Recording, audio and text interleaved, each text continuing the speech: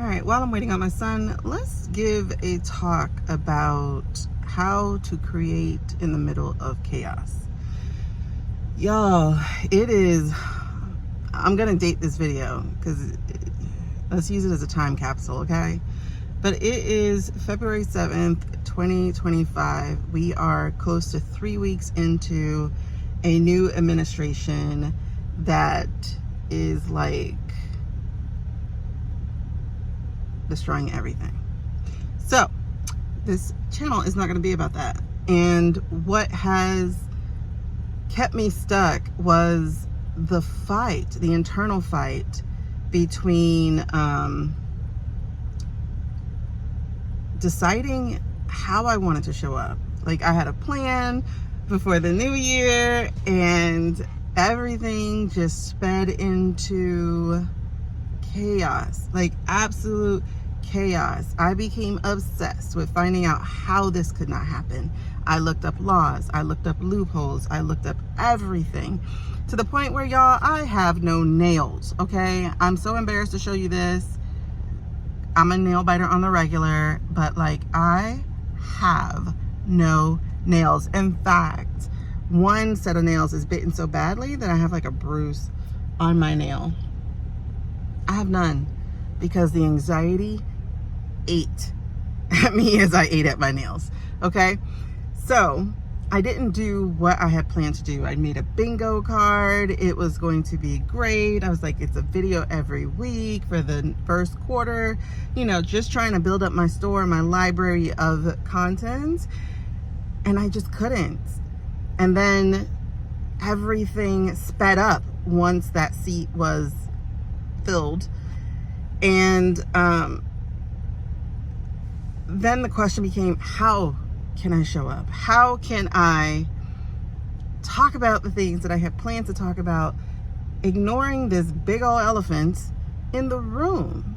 Because to me, to see people continuing to do business as normal feels so tone deaf, feels so wrong, feels so insensitive to the people who are actually going through things right now. And the fact of it is that we're all going to go through something at some point, possibly by next month, because they're promising more pain for the American people in March.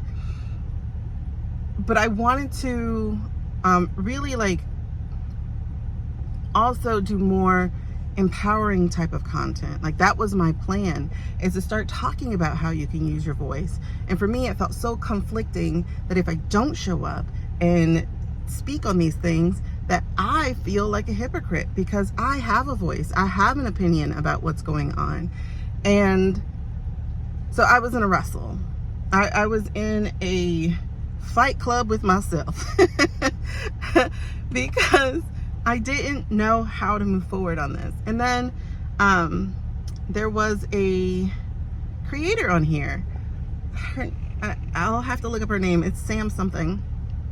And she is an intuitive creator or spiritual creator. And she said something to the fact that some of us are here to bring the light and some of us are here to fight for the light, right? And fight against the darkness. And her thing was, how do you know? Well, actually, both of them fight against the darkness, but in different ways. And so her thing was, how do you know which one you are? And she said, if you can't listen to breaking news, breaking news, breaking news, breaking news, breaking news, as it has been like several times a day, Aaron Parnas, I don't know how you're doing it, babe. Empress CJ, I don't know how you're doing it, babe, because she's but you guys are those people, I suppose. And so she said, if you can't do that and not find your own vibration being dragged to the mud, right, then you're a light bringer. And as I was listening to her talk, I was nodding, and I didn't realize I was nodding. And that's when I understood, okay, why am I crying? Okay, that's your purpose. And it's funny because all it was doing was not reiterating, confirming, affirming, whatever, what I had already known. And honestly, what my message has been for the longest time is that you're not to step into the light, you are to step into your light. Like, you are the light. Like, that is my thing. That's the message that I've downloaded a long time ago, is that you are not to be stepping into the light. You are to turn your light up, like bring the light, because you are the beacon, you are the hope, you are the guide for people through their dark seas. And I have the proof of that. I have people in my inbox all the time, or mostly in my inbox, because I do speak on vulnerable things. But I do occasionally have people in the comments who say things as well, or they'll email me directly, like look up my email and send me an email talking about how I have filled them, I have inspired them. And so I already have proof of this, right? I have proof of this. My activism is empowerment, is like helping you become who God has called you to be, helping you become more of that by pushing all the dirt, all the crap off of you, the doubt, the expectations, the things that didn't belong to you, that were given to you by other people, the hurt, the betrayal, like all those things. I'm trying to help you unbury your dream, unbury your calling, because you know, like a long time ago when they used to bury people who did not actually die, but they might have gone into a coma, or you know, there's some condition where people fall asleep or something like that, and it seems like they're dead, and you know, they had to bury people really fast because they couldn't have the smell of dead. So they would end up actually burying people by accident. And so what they would do is like tie a ring, a bell, tie a string around a toe, so that like if somebody woke up, it will ring a bell that's above the ground. That's why people work the graveyard shift, and I would absolutely have hated to do that. But that is like what your dream, your calling is doing. It continues to ring the bell even when you might feel dead inside, even when you are buried under the stress or the chaos that has been happening. Because yes, even while I gave into the anxiety of what's going on around me, my calling was still ringing a bell. My calling was like, girl, I need you to be talking into people. I need you to be pouring into people. I need you to be showing people not necessarily that there's hope. Like, hope is the smallest thing in Pandora's box, right? But it still beats. It still is a thing. But not necessarily about hope. Like, I don't want to give false hope. I don't want to like gas people up. Like, are we going to go through a dark time? It seems like willingly so, because none of this really had to happen, but maybe it did. I don't know. Maybe we had to be scared into alignment. I don't know. I don't feel like I had to be. But there's a lot of us apparently who do have to be, you know. And I'm just hoping it doesn't have to go that far, like 20 years down the road. Hopefully it's like 20 minutes, right? Let's call this 20 minutes. Let's wrap this up already. Like, I learned, I'm done. Like, but anyway, and so that's the thing, is my calling keeps calling. You know, that phone's not hanging up. I might send it to snooze, or I might have lost my phone, but I can still hear it ringing. And so again, as I said, she said that if you can't hear that without going low, that's not your job. Your job is to stay high and help other people get a little bit higher. And I don't mean high in other weird ways, but I mean like vibrationally speaking. So y'all, I can't promise that I will not speak on politics, but if I do, or when I do, it would be strongly for the point of not scaring you, not bringing you down, but also bringing you up. And it'll probably be mentioned lightly like it is in this, because we have to focus on ourselves. Oh my gosh, let me talk about this real quick. But we have to focus on ourselves so that we can also help other people, right? So here's what I want to talk about.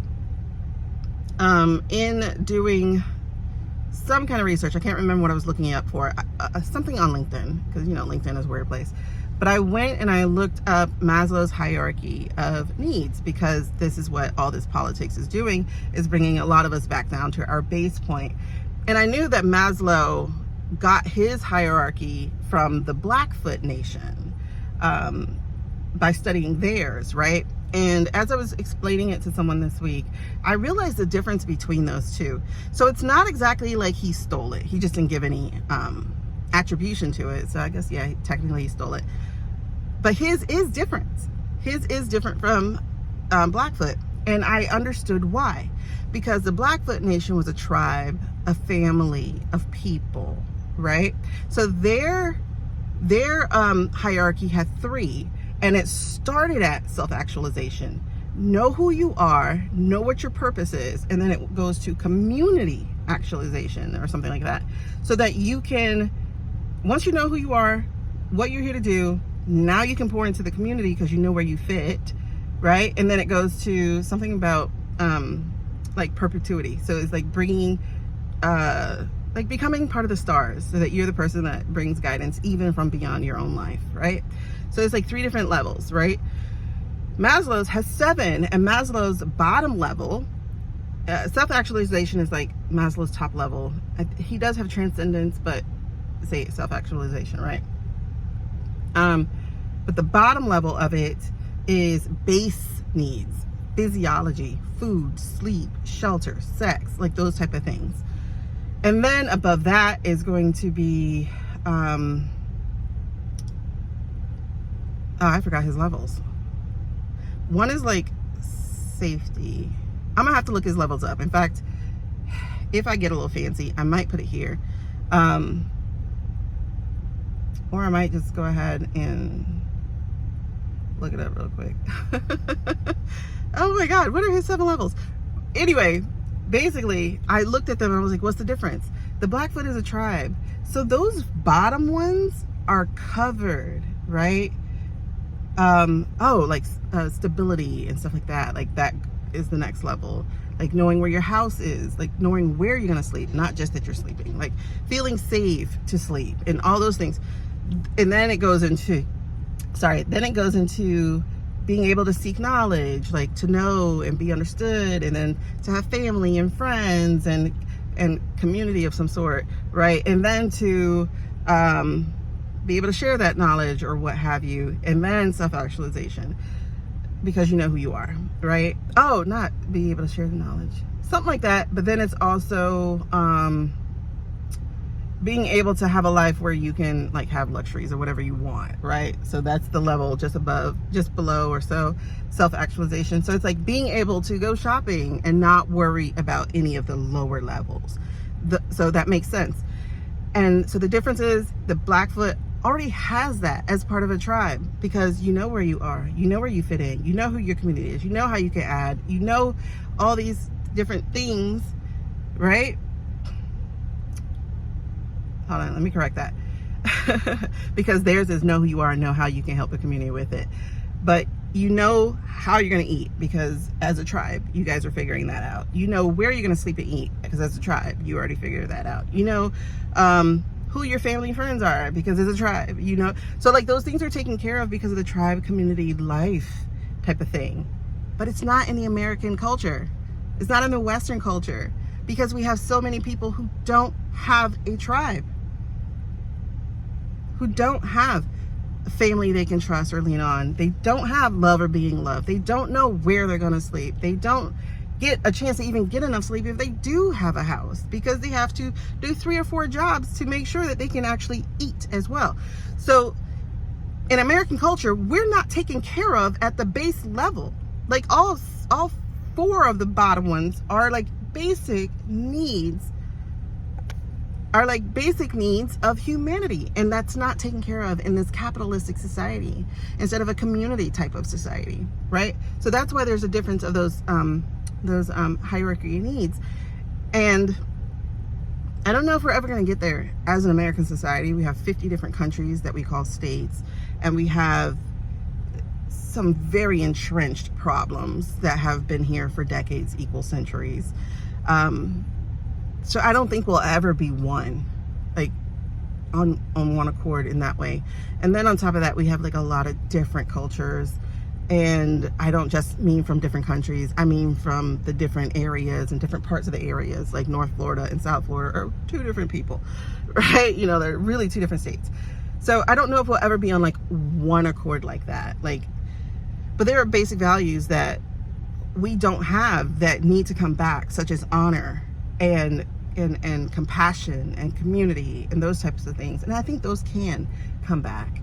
And I think right now shows that that is necessary more than ever, because we've got to care about our brothers and our sisters and stop.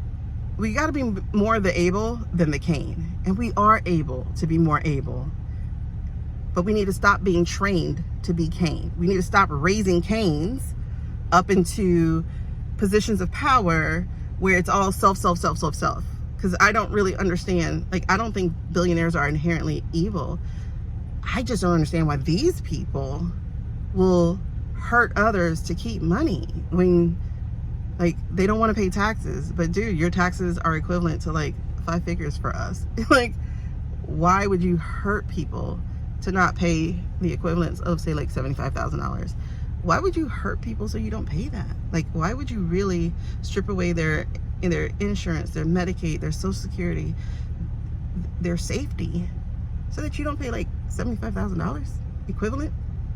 Like, what? I'm just so lost. And we call it an oligarchy, but even that is like ridiculous, because